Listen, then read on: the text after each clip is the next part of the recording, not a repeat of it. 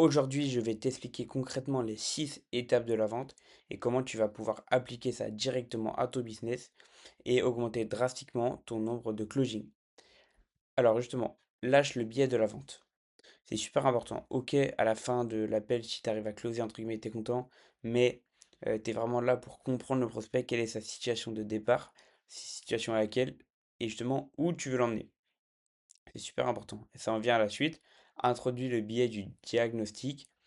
Euh, Par exemple, c'est comme si tu allais chez le médecin et qu'il te donnait justement directement les médicaments alors qu'il t'a même pas diagnostiqué, il sait même pas pourquoi tu es là, qu'est-ce que tu as fait avant, etc. Donc vraiment, il faut vraiment que tu comprennes qu'il faut comprendre justement un maximum ton prospect pour pouvoir lui donner également le meilleur plan.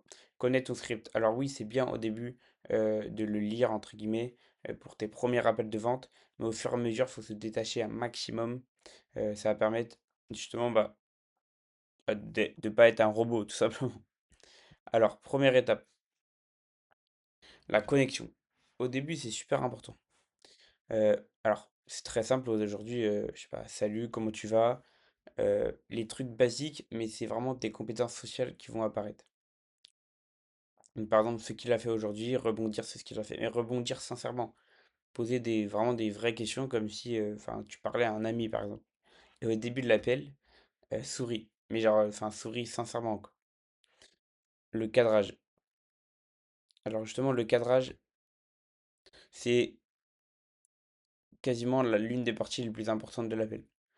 Parce que ça va, entre guillemets, conditionner ton prospect pendant l'appel et ça va lui permettre de voir ce qui va se passer justement durant cet appel. Alors au début, euh, bah, déjà pour valider, est-ce que tu as bien 30 minutes devant toi ou alors 45 si ton appel dure 45 minutes?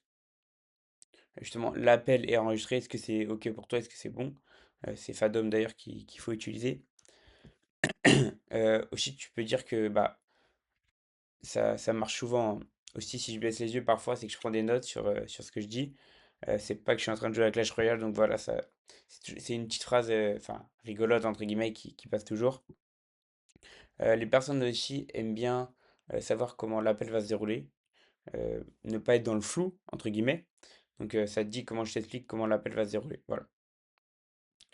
Alors, la phrase, le script, faut pas l'apprendre par cœur, mais par contre, ça, faut l'apprendre par cœur et le dire sans bégayer. On va revoir rapidement ensemble les questions du Calendly. Je te poserai des questions sur ta situation et ton business. L'objectif de l'appel, c'est de voir comment je peux t'aider et te donner le meilleur plan d'action possible. Si à la fin de l'appel, je vois que je suis la bonne personne pour t'accompagner, que ton profil correspond justement et que j'ai envie de bosser avec toi, on se programmera alors un second appel pour savoir si le programme te correspond et dis-moi si ça te va. Voilà, super important d'avoir une bonne phrase de cadrage. Je prends des notes, tout simplement, même pour écrire ce que tu peux lui dire. Euh, et est-ce que c'est bon pour toi si je te pose des questions personnelles? Alors tu peux lui dire, je ne vais pas te demander les codes de ta carte bleue, mais juste des questions des fois un peu plus profondes pour bien comprendre sa situation. D'ailleurs, on y vient. Situation actuelle. Comprends la motivation sincèrement. Alors là, ça va être l'étape justement où il faut retourner la tendance sur cet appel. Comprendre pourquoi il est là et lui montrer que c'est, entre guillemets, lui qui a un problème, lui qui est là dans l'appel parce qu'il veut résoudre ce problème et pas toi qui est là pour vendre. Vraiment inverser la situation. Pourquoi il est là? Enfin, la question de base du coup, pourquoi tu es là aujourd'hui avec moi dans cet appel? Quelles sont tes attentes? Que veux-tu faire concrètement? Et as-tu des questions avant de commencer également? Maintenant, justement, comprendre les inefficacités, sincèrement. Savoir, bah, justement, qu'est-ce qui ne marche pas dans son business, qu'est-ce qui ne fonctionne pas, est-ce que c'est la création de contenu, est-ce que c'est la prospection, est-ce que c'est l'acquisition client, ça peut être plein de choses, mais comprendre justement bah, pourquoi il est sur cet appel. Creuser les douleurs. Alors, comprendre justement euh, bah, sa situation actuelle et qu'est-ce qui fait qu'il est encore dans sa situation. euh, Enfin, parce que par exemple, il n'a pas mis des choses en place, il n'a pas mis certains process. Donc vraiment creuser les douleurs et savoir bah, justement qu'est-ce qui fait qu'il est encore dans cette situation et bah, pourquoi il va en sentir tout simplement. comprendre la situation désirée. Alors, c'est la quatrième étape. Trouver son pourquoi, émotion rationnelle, émotionnelle. Alors, trouver pourquoi justement, dans la niche par exemple du coaching sportif, pourquoi il veut changer, quelles sont ses motivations, enfin quel est son why entre guillemets. Par exemple, je sais pas, ça peut être justement pour faire plaisir à d'autres femmes, pour, pour avoir une meilleure santé. Ça peut être plein de raisons différentes, mais vraiment trouver son why, pourquoi il voudrait changer. Voilà.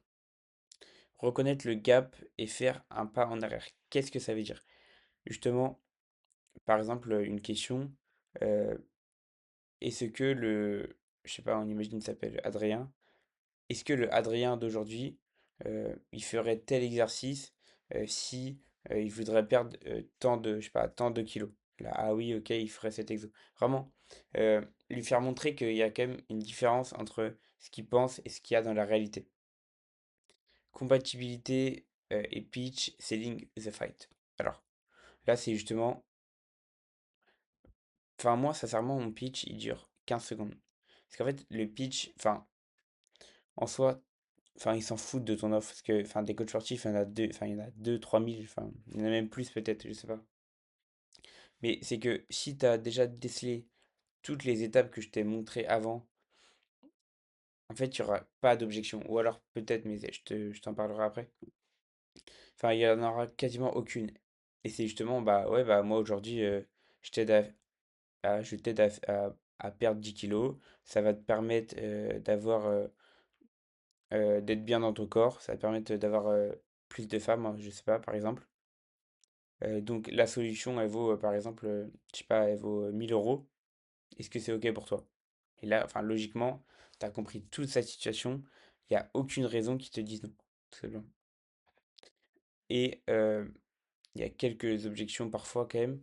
Et le framework, justement, pour euh, les contrer, entre guillemets, c'est gratifier, clarifier si nécessaire, répondre de manière concise, expliquer le rôle dans sa réussite. Donc voilà.